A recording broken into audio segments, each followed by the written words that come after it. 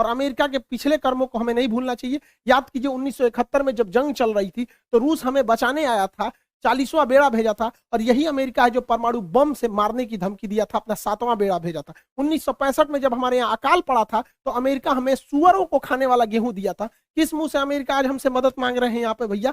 जब 370 लगा था तो इसमें 7 रूस ने हमारा दिया था। यूएनओ में कश्मीर में जब जब मुद्दा आया था तो यूएनओ कहता था कि वहां के लोगों से पूछिए क्या होगा, तो रूस वहीं पे रोक लगाता था। हम कैसे भूल सकते हैं रूस को? रूस ही हमें सबसे ज्यादा हथियार दिया। आज भी भारत में 80% हथियार रूस से ही आ जाते हैं, हम इसको नहीं भुला सकते हैं। 1998 में जब भारत ने अपना परमाणु बम परीक्षण किया था, पूरी दुनिया खिलाफ हो गई थी, रूस साथ खड़ा था। आपको याद है कि नहीं? इन दोनों की जोड़ियां, इन लोगों ने परमाणु परीक्षण किया था, उसके बाद कोई हमें आंख उठाकर नहीं देख सकता था। तो उस समय भी रूस की बात हम लोग को याद रहना चाहिए। 1999 में जब कारगिल की लड़ाई हुई थी तो अमेरिका ने अटल बिहारी वाजपेयी से कहा था कि हम परमाणु बम मार देंगे भारत के ऊपर। तो अटल बिहारी वाजपेयी ने कहा था कि हम आधा हिंदुस्तान खोने के लिए तैयार हैं, लेकिन हम वचन देते हैं कि सुबह का सूरज पाकिस्तान नहीं देख पाएगा। तो पाकिस्तान अमेरिका अपना परमाणु बम लेके भागा था। याद कीजिए अभिनंदन की जी का फाइटर पायलट जो थे, इनके ऊपर जहाज से जो स्ट्राइक किया गया था, वो जहाज भी पाकिस्तान को अमेरिका ने दिया था, F-16 जहाज।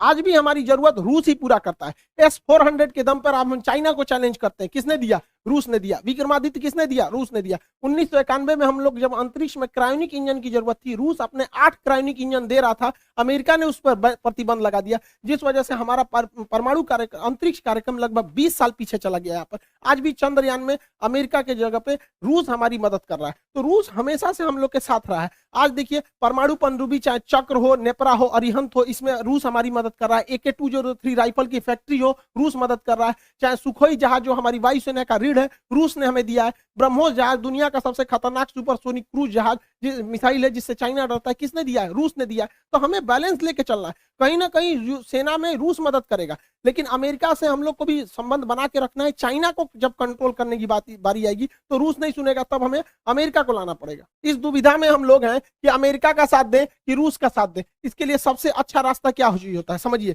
मान के चलिए हमारे 2 बहुत करीबी आदमी हैं, उन दोनों का ब्याह पड़ गया, वो कह रहा है कि हमारे ब्याह में आना, वो कह रहा है हमारे ब्याह में जाएगा। तो भैया हम एक में जाएंगे तो दूसरा से संबंध खराब हो जाएगा। एक काम करते हैं, कोई दिन हम अपने ब्याह कर लेते हैं, बातें खत्म हो जाएगा। भैया हम अपने ब्याह में बिजी थे। इसी वजह से सबसे अच्छा तरीका है, ना हम रूस के फेवर में जाएंगे और ना ही हम अमेरिका के फेवर में जाएंगे। सबसे अच्छा तरीका है मोदी जी को अपनी सेना को बोलिए कि गलवान घाटी में 2 किलोमीटर आगे घुस जाए। गलवान घाटी में जैसे 2 किलोमीटर आगे घुसेगी, लड़ाई तो करना नहीं है, उलझा के रखना है। 2 किलोमीटर जहां आगे घुसेगी उधर से चाइना वाले घुस जाएंगे, फिर वैसे ही स्टैंड ऑफ हो जाएगा। 2-3 महीना चलेगा, अमेरिका कहेगा हे बोलना रे रूस को, कहे हम कुछ जी करें, हम तो खुदे लड़ रहे हैं चाइना से यहाँ पे। तो हमला दोनों शांत के शांत रहेगा। और इससे एक और फायदा होगा, चाइना इधर उलझा रहेगा तो ताइवान पे हमला नहीं करेगा, नहीं तो इससे यही भी बहाने निपटा देगा ताइवान को। आपको क्या लगता है, भारत को इधर उलझा देना चाहिए कि नहीं देना चाहिए? वरना आप मना करेंगे तो कोई ना कोई देश इस तरह से आपको कहेगा कि भैया हमारा साथ दो। उससे अच्छा हम खुद उलझे हुए हैं, बातें खत्म। रूस की जगह पे कोई भी देश रहता तो अपनी सिक्योरिटी को लेकर चिंतित होता ही। आप खुद सोचिए, अमेरिका यहाँ पे है, क्या मैक्सिको देश में अगर रूस अपनी सेना लगाएगा तो क्या अमेरिका चुप रहेगा? नहीं चुप रहेगा ना। कोई भी देश देखेगा कि आप यहाँ सेना लगा क्यों रहे। तो आप ही बताइए, अमेरिका अपनी नाटो सेना अगर यूक्रेन में लाएगा तो रूस के बॉर्डर से सटा देगा, तो रूस कैसे चुप रह सकता है? अपने देश पर बीतता है तो सबको खराब लगता है। आप ही बताइए, भारत है यहाँ पे, भारत के नीचे यहाँ श्रीलंका है। अगर पाकिस्तान अपनी फौज श्रीलंका में लगा देगा और श्रीलंका उसको परमिशन देगा तो भारत धोएगा कि नहीं धोएगा उसको? हम लोग को कैसे खराब लगता है? जैसे चाइना अपना स्ट्रिंग ऑफ पल्स लाता है यहाँ पे। तो हर देश को अपना सुरक्षा चिंता को ध्यान में रखना पड़ता है। और इसमें सिंपल सा बात है, यूक्रेन को कोई उससे उसका देश नहीं मांग रहा है।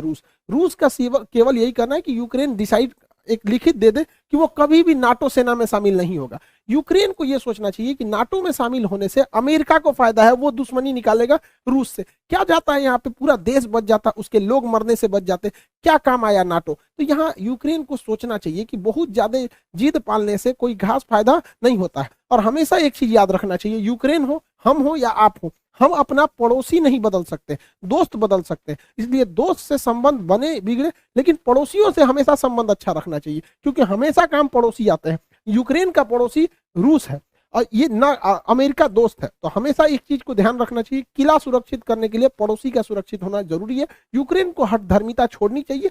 आप यूरोपीय यूनियन में शामिल हो जाए, नाटो जैसे सैन्य संगठन में नहीं शामिल होना चाहिए। क्या ये फिनलैंड बेवकूफ था, स्वीडन बेवकूफ है जो इन लोगों ने नाटो की सदस्यता नहीं लिया?